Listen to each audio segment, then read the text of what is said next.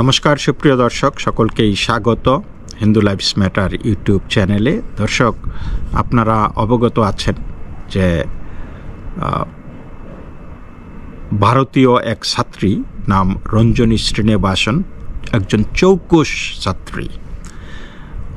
আমেরিকার কলম্বিয়া বিশ্ববিদ্যালয়ে তিনি পিএইচডি প্রায় শেষের দিকে, এবং তিনি হামাসের সাথে সহানুভূতি জানানোর কারণে বা হামাসের সমর্থনে সেইখানে মিছিল মিটিং বিক্ষোভে অংশগ্রহণ করার কারণে আমেরিকান সরকার তার ভিসা বাতিল করে দিয়েছিল এবং তিনি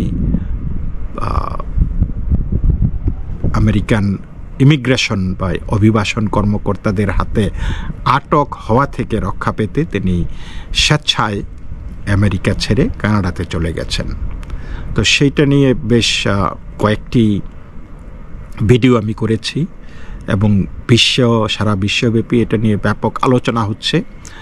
তো সম্প্রতি নিউ ইয়র্ক টাইমসে তিনি একটি সাক্ষাৎকার দিয়েছেন এবং সেইখানে তার এই আমেরিকা থেকে চলে যাওয়া এবং সেইখানে আমেরিকায় থাকাকালীন বিক্ষোভে অংশ নেওয়া এই সম্পর্কিত বিশদ মতামত ব্যক্ত করেছেন, তার স্টোরিটা বলেছেন। তো আমার মনে হয় যে ফেয়ারনেসের স্বার্থে এই ভিডিওটাও করা উচিত। তো তার মুখ থেকেই আমরা শুনি কি হয়েছিল তার সাথে। হঠাৎ ভিসা বাতিল জেনে যেভাবে যুক্তরাষ্ট্র ছাড়লেন কলম্বিয়া বিশ্ববিদ্যালয়ের ভারতীয় শিক্ষার্থী, এ হলো নিউ ইয়র্ক টাইমসের হেডলাইন।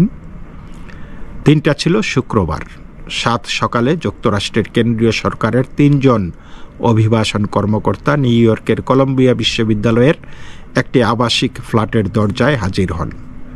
তল্লাশির জন্য সেখানে যান তারা, কিন্তু দরজা খোলা হয়নি। ওই অ্যাপার্টমেন্টে থাকতেন ভারতীয় শিক্ষার্থী রঞ্জনী শ্রীনিবাসন। তিনি জানতে পারেন মার্কিন কর্তৃপক্ষ তার শিক্ষার্থী ভিসা বাতিল করেছে। পরের রাতে শনিবার অভিবাসন কর্মকর্তারা আবার তার ফ্ল্যাটের দরজায় হাজির হন।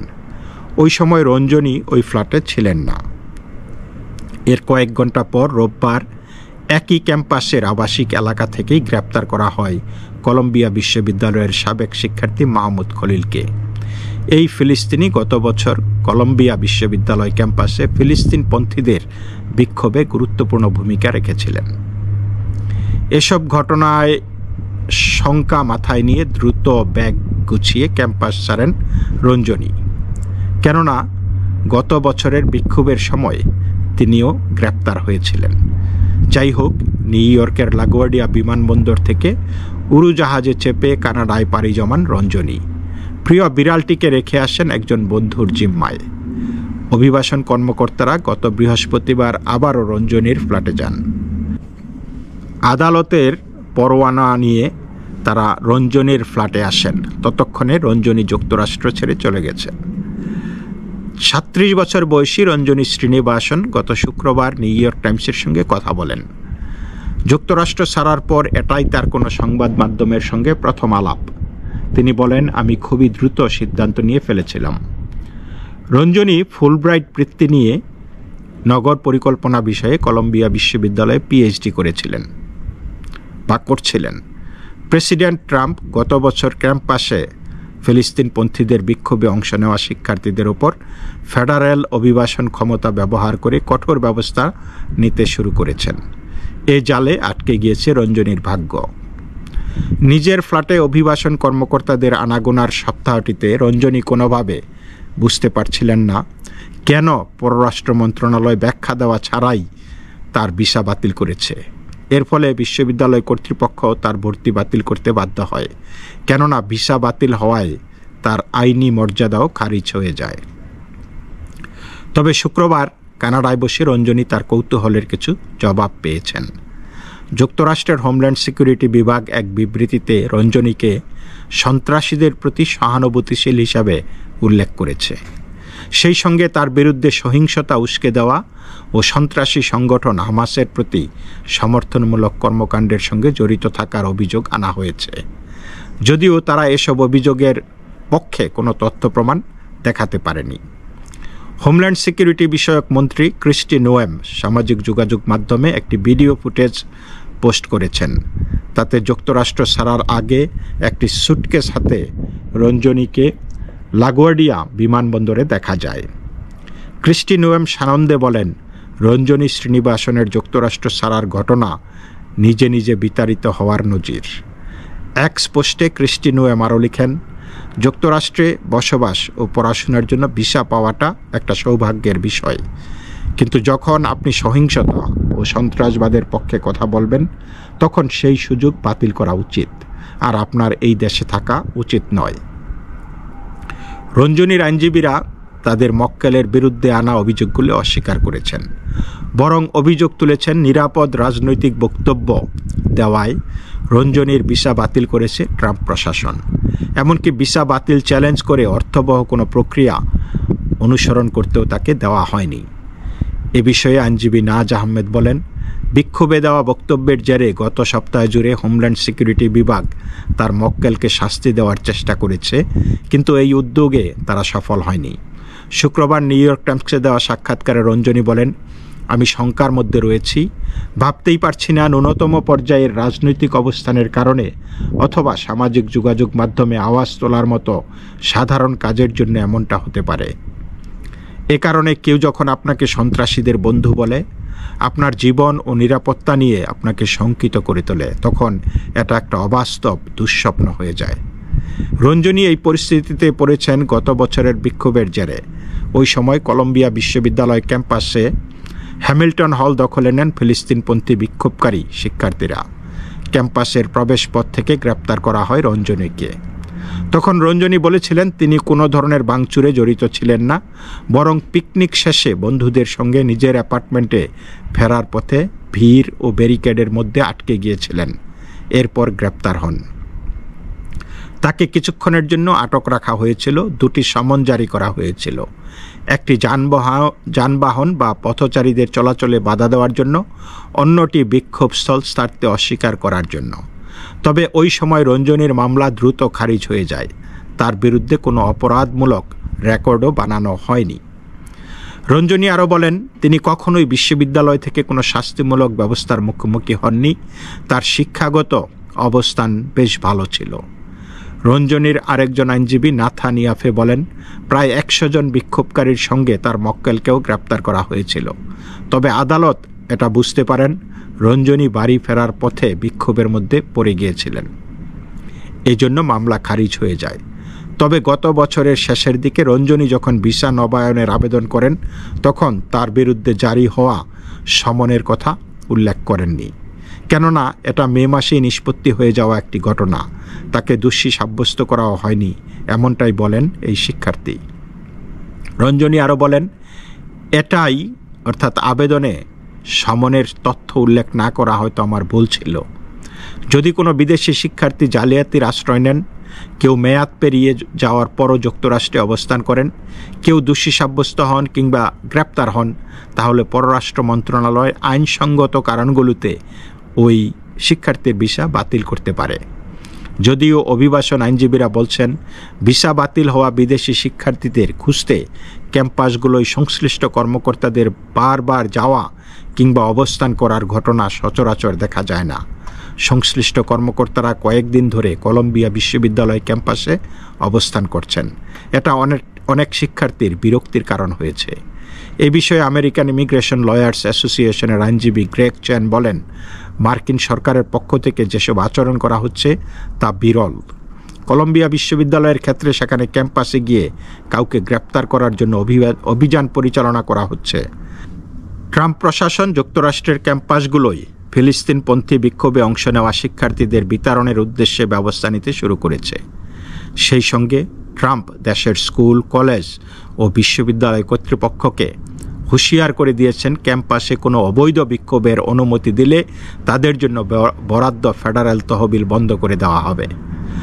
মাহমুদ খলিল গ্রেপ্তার হওয়ার কয়েকদিন আগে ট্রাম্প কলম্বিয়া বিশ্ববিদ্যালয়ের 40 কোটি মার্কিন ডলারের ফেডারেল তহবিল বাতিল করেছেন।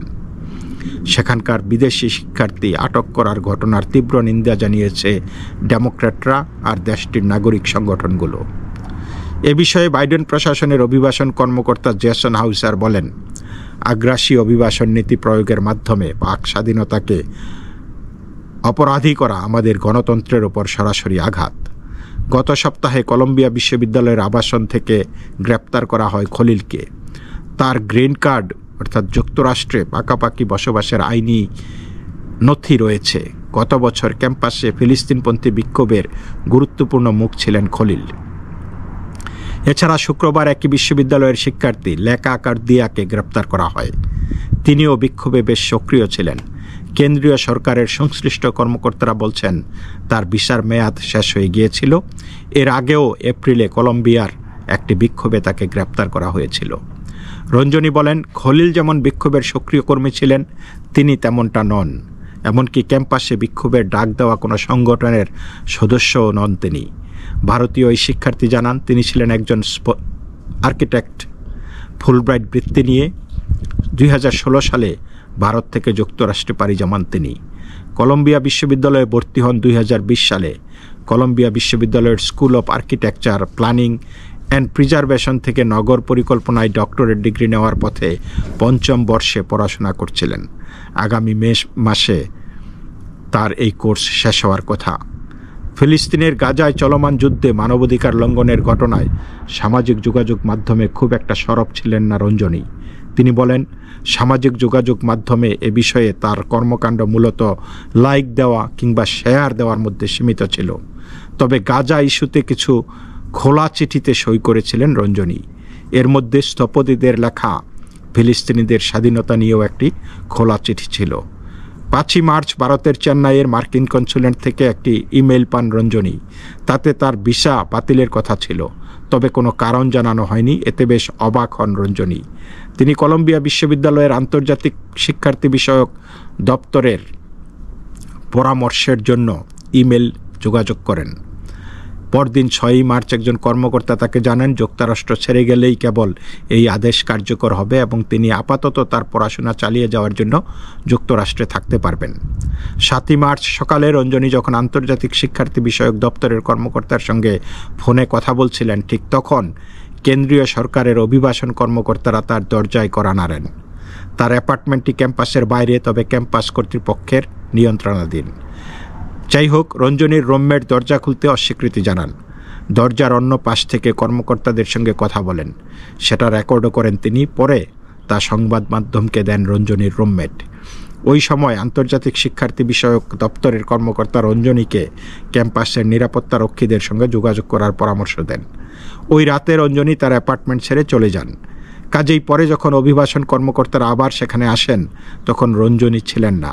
তার রুমমেট আবারও দরজা খুলতে অস্বীকৃতি জানান। সেদিনও তাদের মধ্যকার কথোপকথন রেকর্ড করা হয়। পরদিন রঞ্জনী বিশ্ববিদ্যালয় কর্তৃপক্ষের কাছ থেকে একটি ইমেল পান। তাতে বলা হয়, হোমল্যান্ড সিকিউরিটি বিভাগ থেকে বিশ্ববিদ্যালয় কর্তৃপক্ষকে সতর্ক করা হয়েছে যে রঞ্জনীর ভিসা বাতিল হয়েছে। কাজেই যুক্তরাষ্ট্রে তার অবস্থানের আইনি বৈধতা শেষ হয়ে গেছে। তাকে যত দ্রুত সম্ভব যুক্তরাষ্ট্র ছেড়ে যেতে হবে। ইমেইলে রঞ্জনীকে আরও বলা হয়, কলম্বিয়া বিশ্ববিদ্যালয়ে তার নিবন্ধন বাতিল করে দেওয়া হয়েছে। তাকে শিক্ষার্থী আবাসন ছেড়ে দিতে হবে। বিশ্ববিদ্যালয়টির আন্তর্জাতিক শিক্ষার্থী বিষয়ক দপ্তরের পাঠানো ইমেইলে তাকে হোমল্যান্ড সিকিউরিটি বিভাগের কর্মকর্তাদের সঙ্গে দেখা করার পরামর্শ দেওয়া হয়। এরপর বৃহস্পতিবার রাত্রে কেন্দ্রীয় সরকারের 3 জন অভিবাসন কর্মকর্তা বিচারকের সই করা তল্লাশির পরোয়ানা নিয়ে রঞ্জনীর অ্যাপার্টমেন্টে হাজির হন বলে জানান তার রুমমেট ও আইনজীবীরা। ততক্ষণে রঞ্জনী নিরাপদে কানাডায় পৌঁছে গেছেন। রঞ্জনী শ্রীনিবাসনের এসব ঘটনা সম্পর্কে জানার জন্য কলম্বিয়া বিশ্ববিদ্যালয় কর্তৃপক্ষের সঙ্গে যোগাযোগ করা হলেও প্রতিক্রিয়া জানাতে অস্বীকৃতি করেন কর্তৃপক্ষ। তো দর্শক, রঞ্জনী শ্রীনিবাসন অদম্য মেধাবী একজন ছাত্রী। ফুলব্রাইট স্কলারশিপ নিয়ে এসেছিলেন আমেরিকায়। দারুণ একটা ভবিষ্যৎ ছিল। আর মাত্র 2 মাস পরে সাথে তার পিএইচডি শেষ হওয়ার কথা, কিন্তু সবই গরলে গেল, তাই না? এখন তাকে পালিয়ে আমেরিকা থেকে কানাডাতে আশ্রয় নিতে হয়েছে এবং আমেরিকায় কলম্বিয়া ইউনিভার্সিটি থেকে ডিগ্রি নেওয়া এবং তারপরে আপনি যখন কোনো চাকরি বাকরি করবেন বা রিসার্চ করবেন, আপনার কিন্তু একটা বিশাল একটা উজ্জ্বল ভবিষ্যৎ আছে। অর্থ, বিত্ত, সম্মান সব কিছুতেই। তো সেই সব কিছুই কিন্তু এই 37 বছর বয়স্ক রঞ্জনীর শ্রীনিবাসনের শেষ হয়ে গেছে। সে আমেরিকাতে আর ফিরতে পারবে কিনা এটা সময় বলে দেবে, তবে মোস্ট প্রবাবলি নট। এবং আমেরিকা এমন একটি জায়গা, you can be what you want to be. তো ওই জায়গাটা, সুযোগটা সে নষ্ট করে ফেলেছে।